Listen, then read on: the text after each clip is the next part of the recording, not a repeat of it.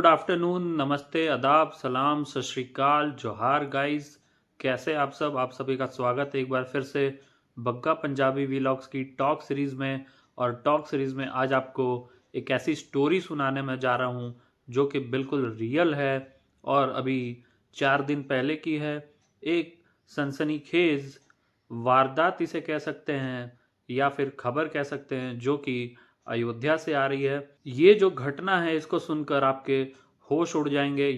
वैसे तो सुहाग रात के जो किस्से होते हैं वो बिल्कुल ही अलग होते हैं, मगर मैं जो आज आपको एक सुहाग रात का किस्सा सुनाने जा रहा हूँ वो दुनिया से बिल्कुल अलग सुहाग रात थी, क्योंकि यहाँ पे प्यार, प्रेम या लगाव नहीं था, यहाँ पे कुछ और ही था। और इस सुहाग रात पे आखिर हुआ क्या, जानने के लिए वीडियो के अंत तक बने रहें और वीडियो को बिल्कुल भी स्किप ना करें। तो बात करते हैं अयोध्या से। एक दूल्हा अपनी दुल्हन के साथ घर वापस आता है।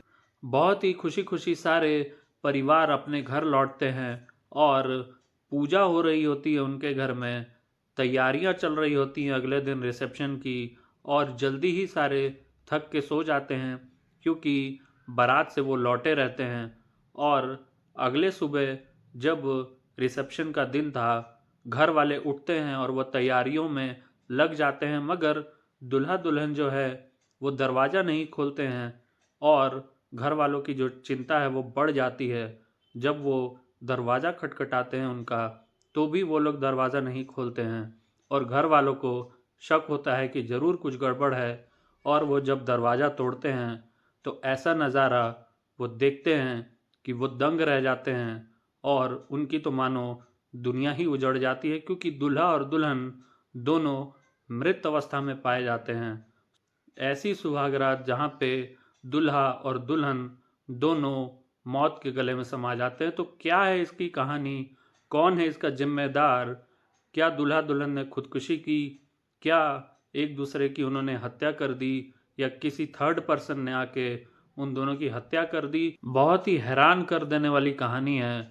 सुन के आपके रोंगटे खड़े हो जाएंगे, क्योंकि जो प्रदीप नाम का शख्स है वो अपनी बारात लेके आता है।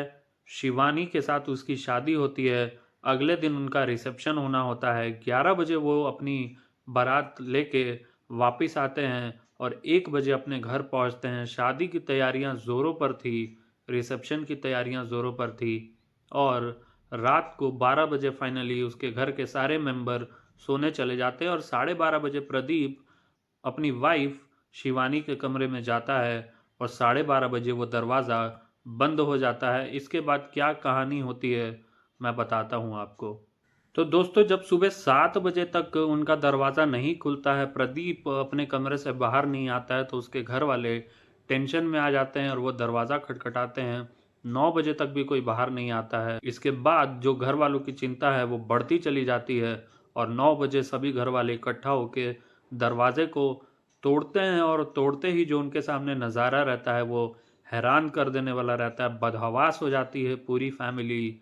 और वो देखते हैं कि शिवानी अपने बिस्तर पे मुर्दा पड़ी हुई है, उसकी लाश पड़ी हुई थी बिस्तर पे। और प्रदीप जो है वो फंदे से झूल रहा था, यानी वो पंखे से लटका हुआ था। ये नज़ारा देख के परिवार के होश उड़ जाते हैं। और जिस दिन उनका रिसेप्शन था उस दिन उनके घर से दो दो लाश उठाई जा रही थी।